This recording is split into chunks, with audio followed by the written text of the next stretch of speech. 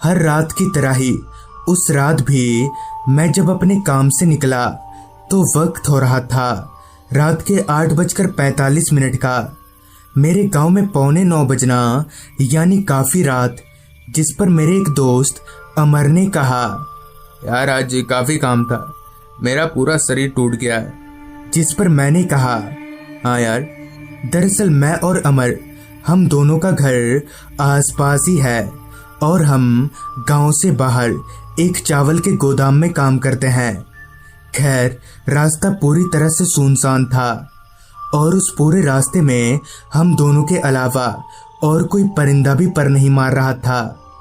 अंधेरे से घिरे इस रास्ते पर हम दोनों पैदल ही घर की तरफ आगे बढ़ रहे थे। एक तो हम काफ़ी थके हुए थे, ऊपर से अमर की साइकिल भी आज ही खराब हो गई, जिस कारण हमें पैदल ही घर जाना पड़ रहा है। अभी हम आगे बढ़ ही रहे थे कि तभी अमर ने कहा, अरे भाई, तुझे कुछ आवाज़ आ रही है क्या? जिस पर मैंने अपने कान खड़े किए और कहा, हाँ आ तो रही है, पर किस चीज़ की आवाज़ है ये? मैंने इतना कहा ही था कि तभी अमर पीछे मुड़ा और कहा, अरे देखना, पीछे से घोड़ा गाड़ी आ रहा है। मैंने जब पीछे मुड़कर देखा तो पाया कि दूर से एक घोड़ा गाड़ी चलते हुए हमारी तरफ ही आ रही है। उस घोड़ा गाड़ी को देखकर मैं और अमर रास्ते के एक किनारे खड़े हो गए और वो घोड़ा गाड़ी भी ठीक हमारे पास आकर रुकी। तो उसमें एक अधेड़ उम्र का आदमी था जो उस घोड़ा गाड़ी को चला रहा था। गाड़ी के रुकते ही उस आदमी ने कहा, डुमरा गांव जा रहे हो क्या? जिस पर अमर ने कहा, हाँ हम वहीं जा रहे हैं। अमर के इतना बोलते ही उस आदमी ने कहा, मैं भी उधर ही जा रहा हूँ, चलो तुम दोनों को छोड़ देता हूँ। उस आदमी के मुंह से इतना सुनते ही अमर उसकी गाड़ी में चढ़कर बैठ गया और ना चाहते हुए भी मुझे भी बैठना ही पड़ा। हम दोनों के बैठते ही उस आदमी ने गाड़ी हाँकना शुरू कर दिया और हम आगे बढ़ने लगे। मगर ना जाने मुझे थोड़ा अजीब सा लग रहा था, क्योंकि ना तो ये आदमी हमारे गांव का था और ना ही हमारे में से किसी के पास घोड़ा गाड़ी था। तो ये आदमी था कौन? जिस पर मैंने उस आदमी से पूछा, आपका नाम क्या है और आप कहाँ रहते हैं? जिस पर उस आदमी ने बताया कि उसका नाम मदन है और वो हमारे गांव के बाहर एक छोटी सी बस्ती में रहता है। अभी हम आगे बढ़ ही रहे थे कि तभी उस आदमी ने गाड़ी को किसी और रास्ते पर मुड़ा लिया। गाड़ी को किसी और रास्ते पर मुड़ता देख मैंने चिल्लाकर कहा, इधर कहाँ जा रहे हैं आप? जिस पर उस आदमी ने हंसते हुए कहा, डरो मत, इधर से जल्दी पहुंच जाएंगे।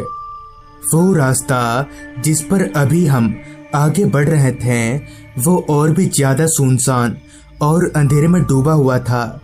रह रहकर जानवरों के रोने की आवाजें आ रही थी उस रास्ते पर। अब मुझे भी थोड़ा थोड़ा डर लगने लगा था कि तभी उस आदमी ने एकदम से गाड़ी को रोक दिया और नीचे उतरकर कहा, रुको मैं अभी आता हूँ। और इतना बोलकर वो आदमी जंगलों के भीतर चला गया।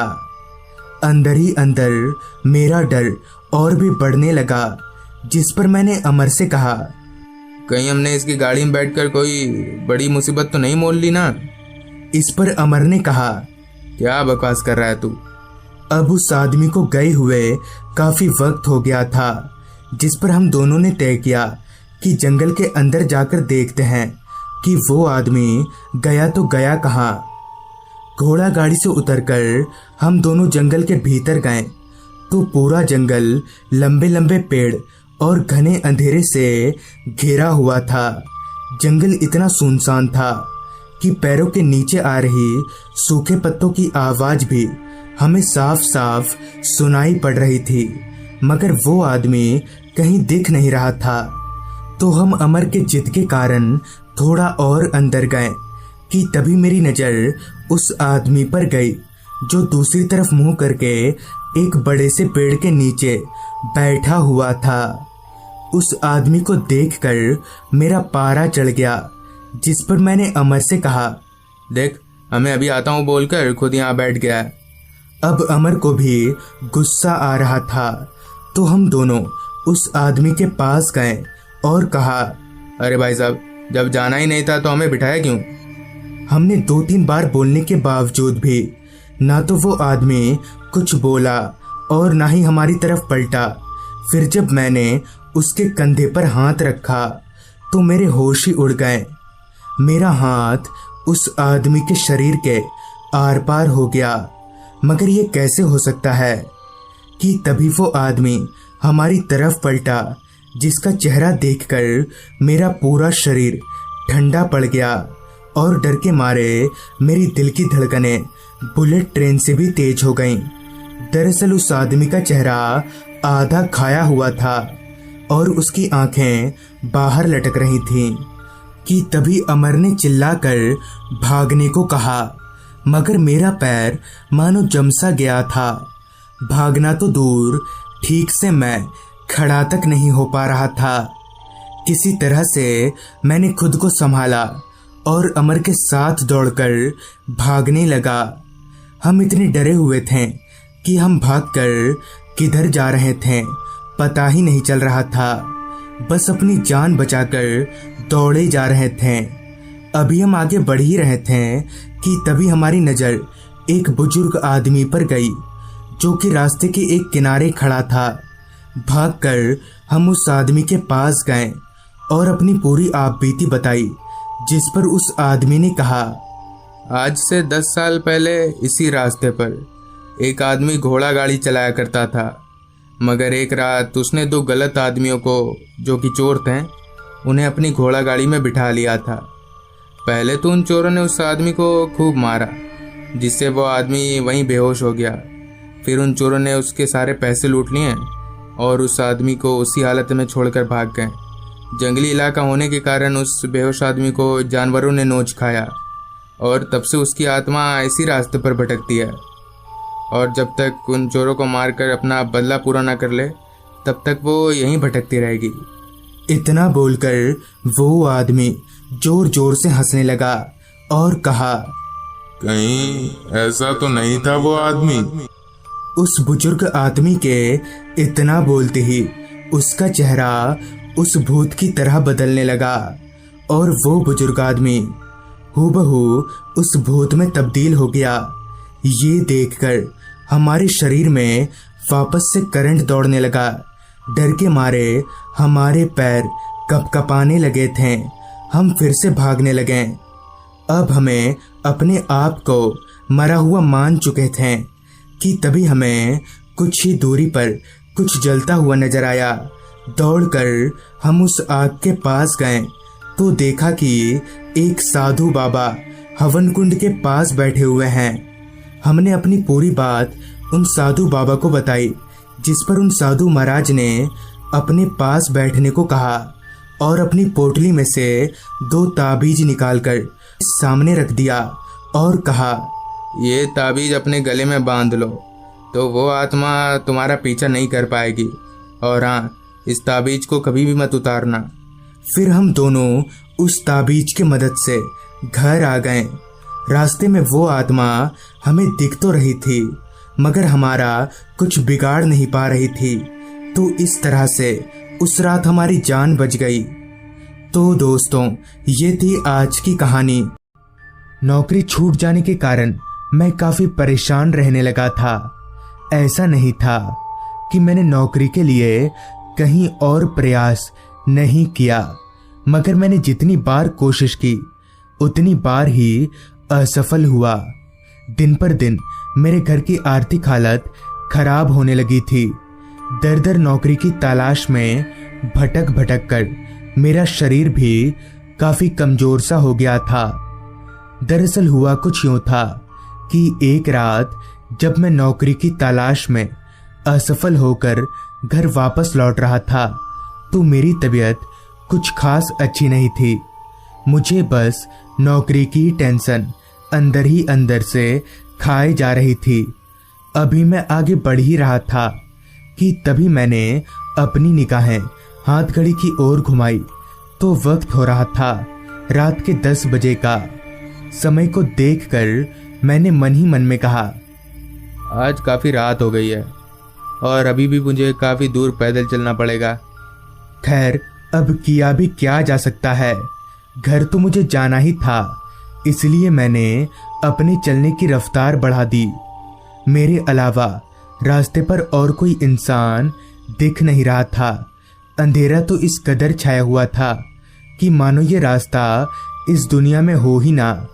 भला तो हो इस बात का कि मैं अपने साथ एक टॉर्च रखता हूँ जो आज घने अंधेरे को चीरकर मुझे रास्ता दिखाने का काम कर रही है। अभी मैं आगे बढ़ ही रहा था कि तभी अचानक से बिजली कड़की, जिसकी आवाज से दूर दूर तक फैला सारा सन्नाटा एकदम से टूट गया। बिजली कड़कने की आवाज इतनी तेज थी कि मानो बारिश मुझे जल्दी घर जाने की चेतावनी दे रही हो। अभी मैं कुछ दूर आगे बढ़ा ही था कि तभी बूंदाबांदी बारिश शुरू हो गई। इससे पहले कि बूंदाबांदी बारिश मूसलाधार में तब्दील हो जाए, जिस कारण मैं छुपने के लिए अपनी निगाहें इधर उधर दौड़ाने लगा, कि तभी मुझे रास्ते के किनारे थोड़ी ही दूरी पर एक शेड दिखा। मैं भागकर उस शेड के नीचे चला गया। मेरे उस शेड के नीचे जाते ही बारिश तेज हो गई, मानो बारिश मेरे छिपने का ही इंतजार कर रही हो। काफी थके हुए होने के कारण मैं उस शेड के नीचे बैठ गया और बारिश रुकने का इंतजार करने लगा। अभी मैं बैठा ही था कि तभी तब से सुनसान पड़े इस जगह पर अचानक ही मुझे बहुत सारे लोग दिखाई पड़ने लगे, जो कि इतनी तेज बारिश में भीग रहे थे। मगर अभी तो यहाँ कोई नहीं था और अचानक इतने सारे लोग कहाँ से आ गए। देखने से तो ऐसा लग रहा था कि उन लोगों को बारिश का कोई असर ही नहीं हो रहा। उनमें से कई सारे लोग एक जगह पर बैठकर बातें कर रहे थे, तो कई सारी औरतें गप्पे लड़ा रही थीं। मगर मुझे ऐसा लग रहा था कि उन सब लोगों के आगे मैं अदृश्य हूँ, क्योंकि उनमें से कोई भी मेरी तरफ देख नहीं रहा था।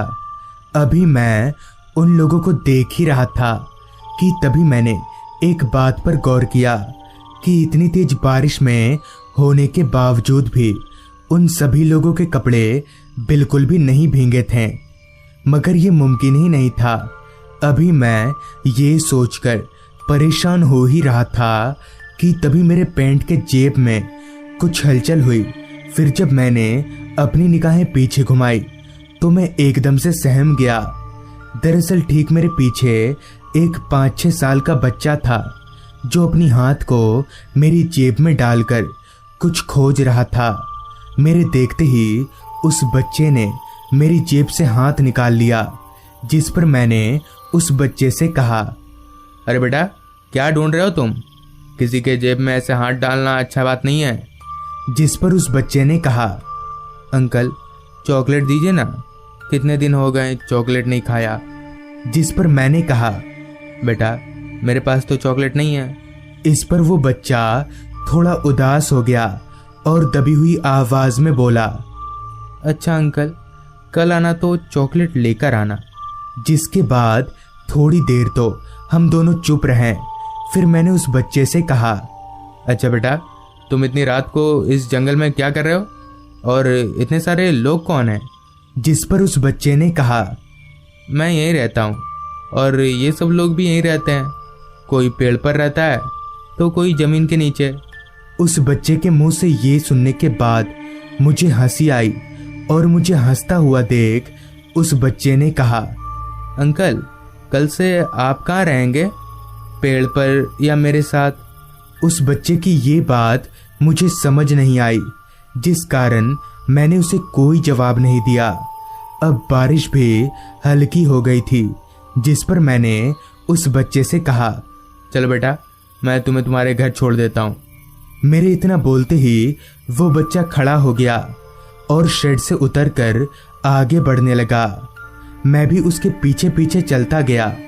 थोड़ी दूर चलने के बाद वो बच्चा मुझे एक कब्रिस्तान के भीतर ले आया और एक कब्र के सामने खड़े होकर बोला, अंकल यही मेरा घर है, मैं इसी के अंदर रहता हूँ। ये सुनकर मैं एकदम से चौंक गया और मेरी दिल की धड़कनें बुलेट ट्रेन से भी तेज दौड़ने लगी। फिर जब मैंने दोबारा से उस बच्चे की तरफ देखा तो मेरा पूरा शरीर कंपकपाने लगा। दरअसल उस बच्चे का चेहरा अब पूरी तरह से बदल चुका था और उसका चेहरा काफी डरावना बन गया था। मैं समझ गया कि मैं बहुत बड़ी मुसीबत में फंस गया हूँ। मैं जैसे ही कंपकपाते कदमों से भागने के लिए पीछे पलटा तो मेरा सर एकदम से घूम गया और मैंने अपने बचने की उम्मीद खो दी। दरअसल जब मैं पीछे पलटा तो ठीक मेरे सामने वही सारे लोग थे जो उस शेड के पास बैठकर आपस में बातें कर रहे थे, मगर अब उन सभी लोगों का चेहरा मौत से भी ज्यादा डरावना हो गया था। अभी मैं खड़े खड़े कांप ही रहा था कि तभी उस बच्चे की आवाज आई, अंकल आपने बताया नहीं कि आप कहाँ रहेंगे, क्योंकि यहाँ पर आने के बाद ये लोग किसी को जाने नहीं देते हैं। अब मुझे समझ नहीं आ रहा था कि मैं करूं तो करूं क्या कि तभी वो सारे भूत मेरे करीब आने लगे। उनको करीब आता देख मैं जोर जोर से गायत्री मंत्र का पाठ पढ़ने लगा, जिसके बाद मैंने एक बात पर गौर किया। मेरे मुंह से गायत्री मंत्र को सुनकर सारे भूत वहीं रुक गए, जिसका फायदा उठाकर मैं दौड़कर भागने लगा। भागते भागते मैं रास्ते पर पहुंचा और वहां एक साइकिल वाले से टकराकर जमीन पर गिर गया। मुझे गिरता देख उस साइकिल वाले ने साइकिल रोककर मुझे उठाया और कहा, क्या हुआ भाई साहब, आप डरे हुए क्यों हैं? फिर मैंने अपनी पूरी आप बीती उस साइकिल वाले को बताई, जिस पर उसने कहा, आप पहले साइकिल पर बैठिए, यहाँ से निकलते हैं फिर बताऊंगा।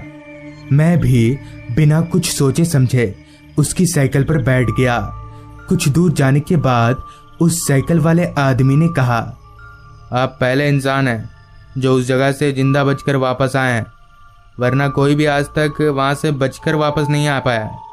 जिस पर मैंने उस आदमी से कहा, मगर वो लोग कौन हैं? इस पर उस आदमी ने बताया, आज से बहुत साल पहले इस गांव में एक शैतान तांत्रिक हुआ करता था, जो रात को उस शमशान में जाकर दिन के वक्त जलाए गए सभी मुर्दों की आत्मा को बुलाकर उसे अपने वश में कर लेता था। मगर एक दिन वो तांत्रिक पता नहीं कहाँ गायब हो गया, मगर सारे आत्मा आज भी भटकती हैं। और हाँ, शमशान के बगल में बच्चों का कब्रिस्तान भी है, तो कभी कभी कुछ बच्चों की आत्मा भी वहां दिख जाया करती है। उस आदमी की पूरी बात सुनने के बाद मैंने जब जमीन की ओर देखा तो मैं हक्का बक्का रह गया, क्योंकि चांद की हल्की रोशनी में मेरी परछाई तो बन रही थी, मगर उस आदमी और उसकी साइकिल की नहीं, मानो वो हवा में बैठकर ही साइकिल उड़ाए जा रहा हो। इससे पहले कि मैं कुछ बोल पाता कि उस आदमी ने साइकिल रोक दिया और कहा, भाई साहब आपका घर आ गया। मैं साइकिल से उतरकर 2 कदम आगे जाने के बाद जब पीछे पलटकर देखा तो मेरे पीछे ना तो वो साइकिल था और ना ही वो साइकिल वाला आदमी। तो दोस्तों, ये थी आज की कहानी। अगर आपके पास भी ऐसी ही कोई कहानियां हैं तो हमारे साथ जरूर शेयर करें।